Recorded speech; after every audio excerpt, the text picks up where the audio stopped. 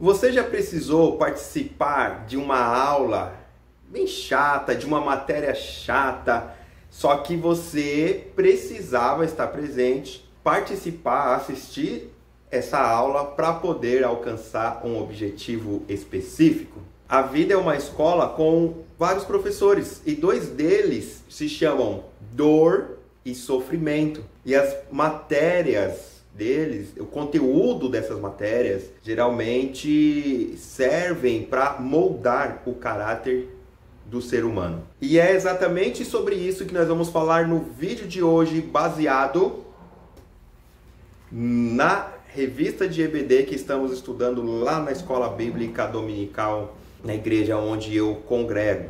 Vamos seguir esta série de lições então. Sou Júnior Saltério, graduado em História, graduando em Teologia, pós-graduado também em Ensino de História e suas linguagens. Mas o ponto é que se você gosta de aprender sobre a Bíblia, ensinar sobre ela, falar, meditar na Palavra de Deus, você está no lugar certo e o João Lucas tem um recado para você. Deixa o like, se inscreva e ative o sininho. Faz bastante e também se inscreva muito nos comentários.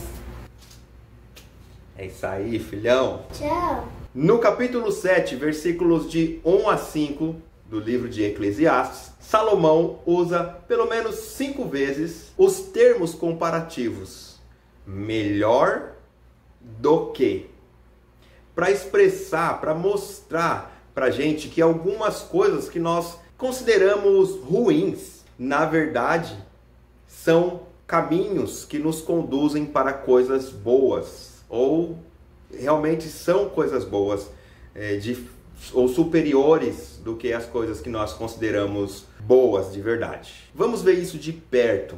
No versículo 1, Salomão fala que melhor é a boa fama do que o unguento mais precioso. Vamos lá, vamos olhar o que significa o unguento naquele período. Um período onde o próprio azeite era um artigo de luxo. Hoje já é, ele já na prateleira do supermercado já tem um preço um pouquinho acima, mas ele é um artigo de luxo. O unguento, o perfume, o bom perfume, era para quem tinha muitas posses lá naquele período bíblico. E ele está falando aqui que é melhor o bom nome, ou a boa fama, em algumas versões, do que um unguento mais precioso, ou seja, do que ser muito rico. Porque é óbvio, por exemplo, não adianta você ter muito dinheiro se não é honesto. Não adianta você ter um certo status sendo que você não é honesto diante daquilo ali, porque as pessoas vão perceber. Mas se você tem um bom nome, uma boa fama, uma boa reputação, dar bons testemunhos, você pode ficar sem nada, pode perder tudo, que as pessoas vão querer te ajudar. As pessoas vão confiar em você, as pessoas vão querer trabalhar com você, vão querer se relacionar com você. Então você tem um bom relacionamento com as pessoas e consegue se reerguer. Ele não está rejeitando ter sucesso financeiro, mas ele está mostrando o que é melhor. Uma coisa melhor que a outra. Quer ver outro professor? Ainda no versículo 1, ele fala que é melhor o dia da morte do que o dia do nascimento. Nós entendemos aqui que o dia em que nascemos, nós temos não entendemos muito o que vai acontecer. Lembra quando você era bebezinho? Claro, ninguém lembra, nós não lembramos, mas o bebê não tem nenhuma consciência no sentido de o que a vida será. Quando nós vamos ficando mais velhos, quando você foi crescendo, tendo uma consciência e você já sabia ou tinha uma expectativa do que esperar da vida. E na vida nós teremos aflições. A Bíblia diz que o melhor dos nossos anos é canseira e enfado. E é assim a nossa vida quando chega ao fim. A pessoa, quando está no final da vida, ela cumpriu então o propósito dela aqui nessa terra e já viveu o que tinha que viver, já passou pelas necessidades, e em especial para os santos, para aqueles que receberam Jesus como seu único e suficiente Senhor e Salvador.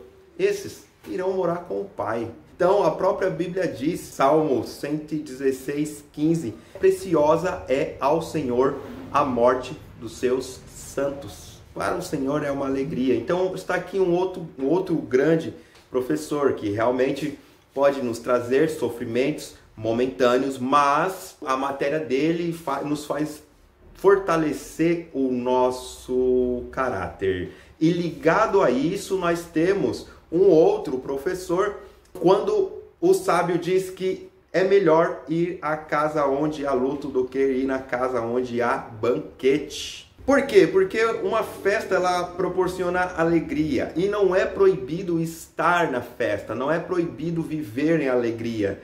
Ele não está dizendo que é proibido. Ele está dizendo que é melhor estar no lugar onde há luto. Lá no momento do luto, lá num velório, por exemplo, nós refletimos sobre a nossa vida. Nós passamos aí um momento desafiador em 2020, todos lembram que muitos chegaram perto da morte. E quando essas pessoas retornaram dos hospitais, elas voltaram com a sede de viver, com a alegria de viver, com gratidão pela vida. E isso geralmente acontece mesmo com as pessoas. Eu conheço casos, nós vemos inúmeros casos de pessoas que chegam perto da morte e passam a valorizar mais a vida, porque chegaram perto de uma situação dessa. Então, quando nós vamos num velório, Salomão ele está mostrando para a gente que a gente passa a refletir sobre as coisas que estamos fazendo, como estamos aproveitando o nosso tempo. Como diz lá no Salmo 90:12, ensina-nos a contar os nossos dias para que alcancemos coração sábio. Um outro professor é quando o sábio diz que melhor é a mágoa do que o riso. Então não é para buscarmos a mágoa, a tristeza de propósito. A gente não vai sair em busca da tristeza ou criar circunstâncias e situações que nos deixam tristes. A questão aqui é que ele está falando sobre o propósito da tristeza. Já que entramos numa situação que não gostaríamos e que é desagradável, qual é o propósito dessa situação? O que podemos aprender com essa situação? Um exemplo é o cair de bicicleta. Quem nunca? Todos os que andam de bicicleta já andaram, começaram a andar, caíram. O meu filho caiu esses dias. E no momento da queda ali que ele se machucou, ele disse que não queria mais andar. Não vou mais andar de bicicleta. Eu falei, não, a gente vai para casa agora, vai tratar desses machucados e no próximo fim de semana vamos voltar aqui na praça e você vai estar andando com muito mais cautela. E assim é na nossa vida. O exemplo da bike, o exemplo da bicicleta serve para todas as áreas da nossa vida. Nós, quando sofremos, a gente acaba criando uma casca, um caráter mais forjado e forte e andamos com mais cautela. E se nos machucamos de alguma maneira, nós já não vamos reagir com tanto desespero como se fosse a primeira vez, porque já aprendemos a lidar com aquela situação. Outro professor aqui, para finalizar, que o Salomão nos aponta é quando ele diz que é melhor ouvir a repreensão do sábio do que ouvir a canção do insensato. Isso nos nossos dias, como isso faz sentido para nós. Por isso eu digo que a Bíblia é mais atual do que o jornal do amanhã. Porque nós ouvimos tantas músicas, ouvimos assim, não que nós colocamos para ouvir, mas basta sair nas ruas e podemos perceber, ligar a televisão, ou, sabe, passar em algum lugar e você escuta tanta música que não faz sentido, música sem nexo, música com cunho sexual, com palavras torpes. E aí a pessoa prefere ouvir isso e não gosta de ouvir uma repreensão. É por isso que muitas igrejas estão lotadas. E muitas igrejas têm lá seus seguidores e muitos pregadores e pastores têm muitos seguidores, porque esses são os que falam o que as pessoas querem ouvir. Massageiam o ego, falam que você vai vencer em todas as áreas, você vai conseguir, não tem renúncia, não tem aquele negócio de largar, abandonar o pecado. E geralmente aquele que dá uma repreensão mais franca,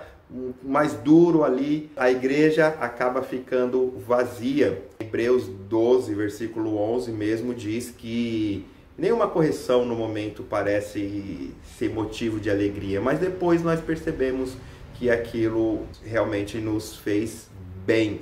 E eu quero finalizar com Tiago, que diz assim: meus irmãos, tende por motivo de toda alegria o passardes por várias provações, sabendo que a provação da vossa fé, uma vez confirmada, produz perseverança. Ora, a perseverança deve ter ação completa, para que sejamos perfeitos e íntegros, em nada deficientes. Então, vamos aprender com esses professores da Escola da Vida, e graça e paz a todos.